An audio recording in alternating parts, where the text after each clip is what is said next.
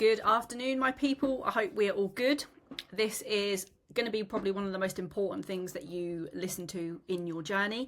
I've had lots of people on the team that are either getting way too married and hung up and emotionally affected by the training log, or they're increasing weight and reps too quickly with incorrect form, trying to rush the process of progressive overload. And this is something that I want to remind everyone, that progressive overload does not cause muscle growth.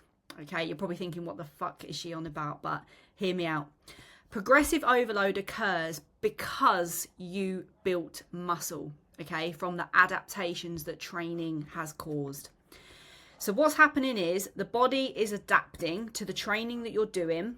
Therefore, it's getting stronger, and you're then able to add load and reps as a result of that. Okay, but what you've got to think is that adaptation always comes first, and then load and reps follow it. Okay, so let's say you're doing a set, you're doing a squat, for example, and for 3 to 4, even 5 weeks, you're doing the same weight and reps, right?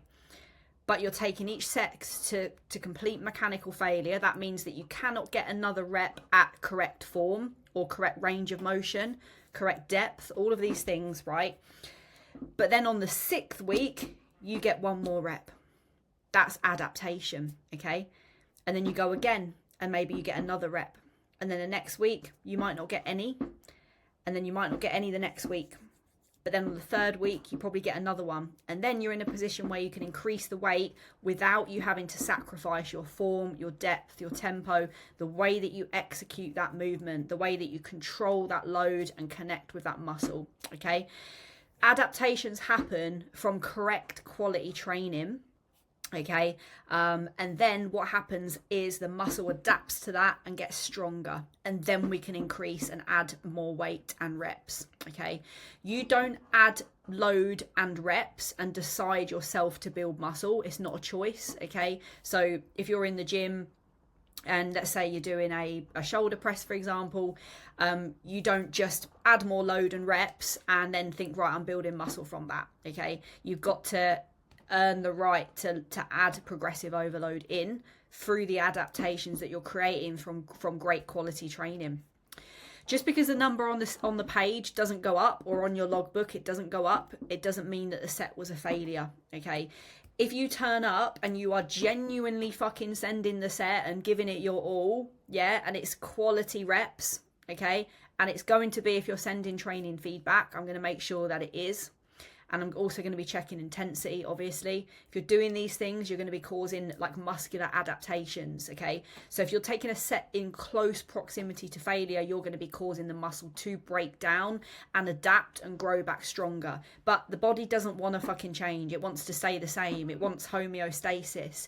It literally, your body does not want to build muscle, point blank. So just turning up to the gym, going through the motion, stopping when it feels uncomfortable in your head, rather than actually stopping when you reach like mechanical failure, right? They're two very different things. And stopping when your head says stop, that's not going to build muscle, okay?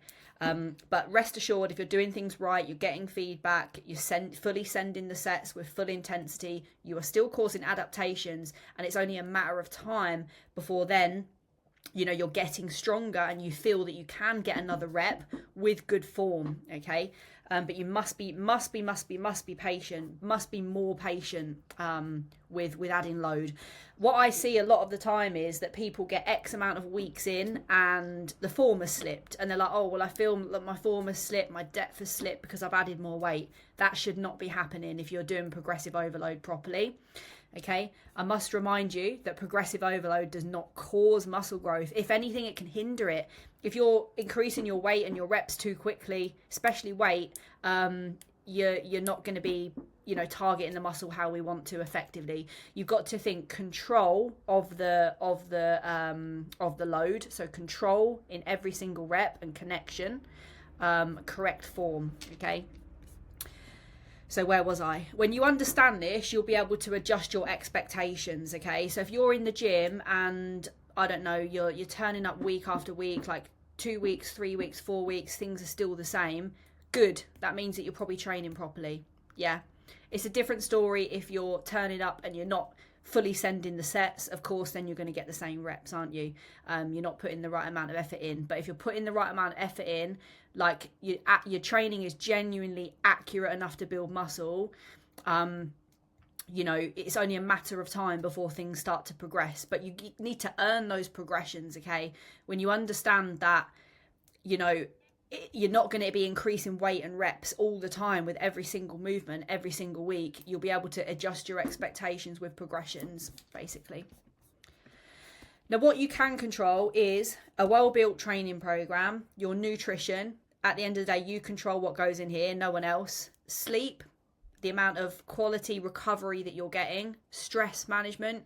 There's so many things that we can do better to control stress management, training intensity and accuracy. These are the things that you can control, right? These 5 things you can control every single week in order to build muscle and get stronger.